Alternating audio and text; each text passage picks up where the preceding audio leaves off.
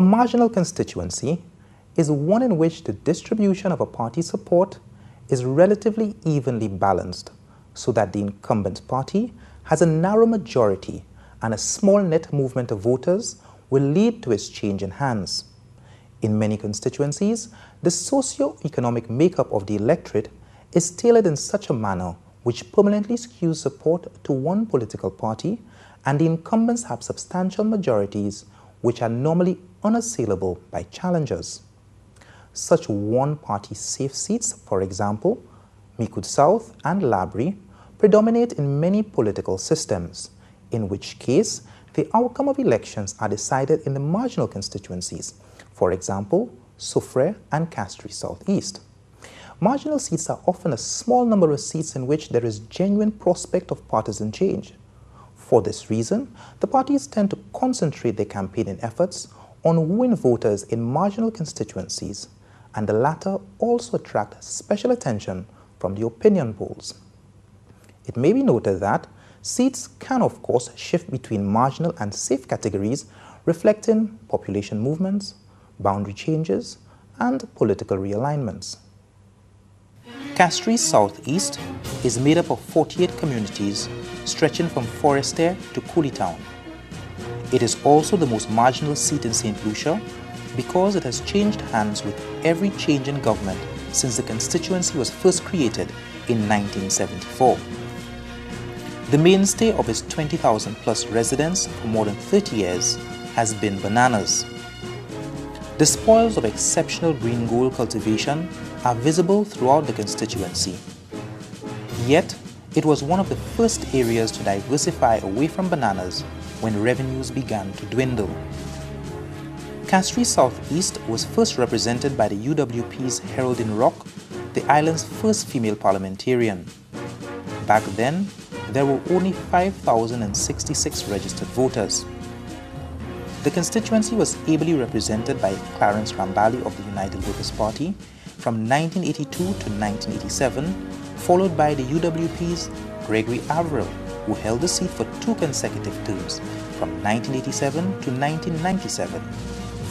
In true Castries South East fashion, the government changed, and so did the representative in 1997.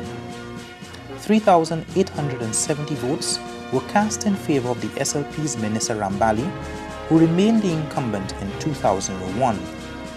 On that showing, she would crush Brother George, who at the time was running as an independent, affording him only 369 votes, while Mary Polius would have to make do with the remaining 1,680. In 2006, Sir John would handpick GuyJoseph to bring the seat back home to Flabo.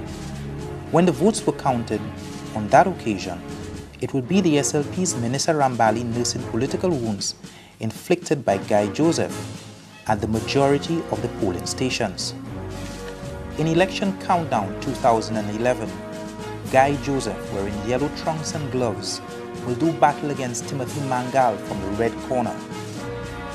A past student of the Forestier Methodist Combined School, GuyJoseph never had the privilege of sitting the Common Entrance examination, which would afford him an opportunity to achieve a secondary education.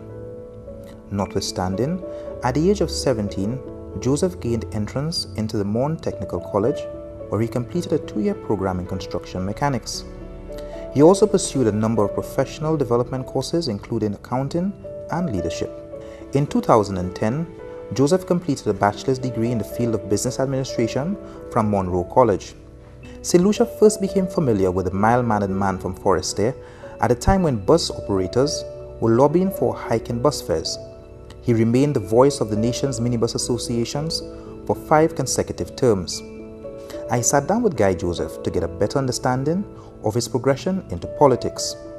I have been involved in community activity, community service, especially to the elderly folks over the years. During the time I was a bus owner, I assisted a number of children. I was like the ambulance in Forestier. Everybody who was sick came home, and I could never charge somebody to take them to the hospital in the case of an emergency. So My entire background in community activities and having risen to be the parliamentary representative, I have a soft spot for people in conditions that are not the best. Although he describes his upbringing as underprivileged, his accomplishments bear testimony to his steadfast determination to change his circumstances. I know what it is to stand by the road and hike for a ride.